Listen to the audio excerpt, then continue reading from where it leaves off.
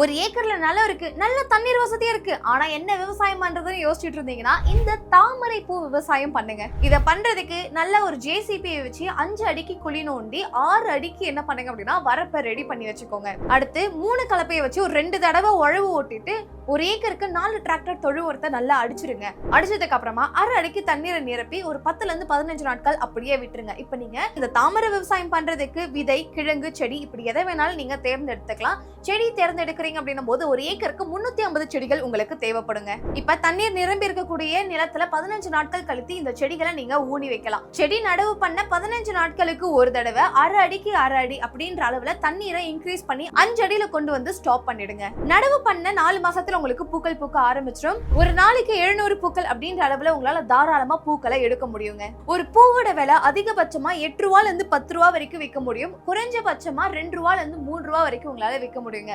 வெயில் காலத்துல உங்களால அதிகப்படியான பூக்களை எடுக்க முடியும்.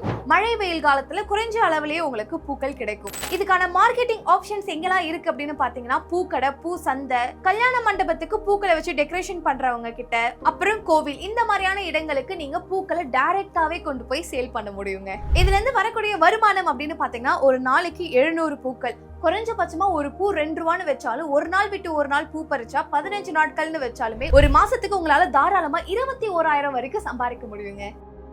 Boss Wala. Be the boss.